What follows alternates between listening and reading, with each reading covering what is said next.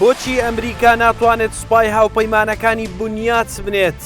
ئەو ڕەخنانە چین کە ئەمریکا لە هێزی سەربازی ئەو وڵاتە هەیەتی و هێزی پێشمەرگەش دەگرێتەوە؟ لە نوێترین راپۆرتی زانکۆی بواری جەنگی دەریایی ویلایەتە یەکگرتووەکانی ئەمریکا کە لە دوای شکستی ئەمریکا لە ئەفغانستان لەژێر ناونیشانی بۆچی ئەمریکا ناتوانێت سوپای هاوپەیمانەکانی بنیات بنێت هاتووە هەوڵی ویلایەتە یەکگرتووەکانی ئەمریکا بۆ پتەوکردنی هێزە ئەمنیەکانی ئەفغانستان تووشی کۆتاییەکی شەرمەزارکەر بوو. سوپای ئەمریکا 20 ساڵ و 83 ملیارد دۆلاری خەرج کرد لە بنیاندانی هێزێک کە لە ماوەی چەند هەفتەیەکی کەمدا توایەوە. راپۆرتەکە دەڵێت سێ گەورەترین هەوڵەکانی ئەمریکا بۆ بنیادنانی سوپا هاوبەشەکان لە ڤێتنام، عێراق و ئێستاش ئەفغانستان سەرجەمیان دووچاری شکستی سەرسوڕهێنەر هاتوونەتەوە. هەر بۆیە پێی وایە نابێت ئەمریکا بەو شێوەیە بەردەوام بێت کە دووچاری هەمان ئەنجامی شکست خواردوو بێتەوە.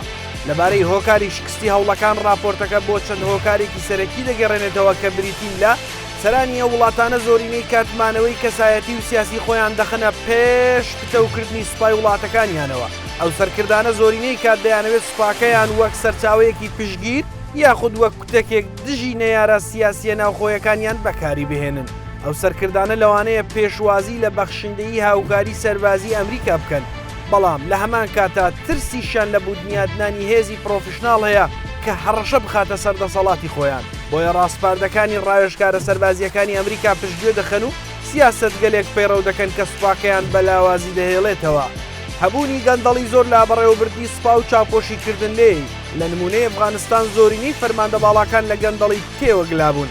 سەربازەکانیش بە چاوی خۆیان گەندەڵی ئەفسەرەکانی خۆیان دەبینی ئامادەی کەمیان هەبوو لەوەی خۆیان دووچاری مەترسی مردن بنەوە لەژێر فەرماندەی ئەو فەرماندانەدا. لاوازی سەرکردە سیاسی و سەربازیەکان لە هاندان و پەرەپێدانی ئەفسەری بەتوانە لە ڕیزەکانی سوپا لە سەپاندنی فەرمانی تون نەبوونی مەشق و ڕاهێنانی سەخێت. راپۆرتەکەی زانکۆی بواری جەنگی دەریایی بۆ ئایندە زیاتر چاو دەخاتە سەر عێراق. پێی وایە دروستکردنی سوپایەکی بەهێزی پرۆفیشناڵ لەو قۆناغە بە پشتیوانی ئەمریکا کارێکی نەکردەیە. بۆیە پێشنیار دەکات ئەمریکا تیشک بخاتە سەر بنیادنانی چەند یەکەیەکی کاریگەر لەو وڵاتە بۆ مەبەستی کارکردن بە پشتیوانی ئەمریکا. لە هەرێمی کوردستان چەند ساڵێکە ئەمریکا بە چڕی هاوکاری سەربازی و دارایی پێشکەشی وەزارەتی پێشمەرگە دەکات. چاودێرانیش پێیان وایە هەموو ئەو ڕەخنانەی لەو راپۆرتەی زانکۆ ئەمریکەکەدا هاتووە لەبارەی شکستی سوپای وڵاتانی هاوپەیمانی ئەمریکا دەسەڵاتی کوردیش دەگرێتەوە.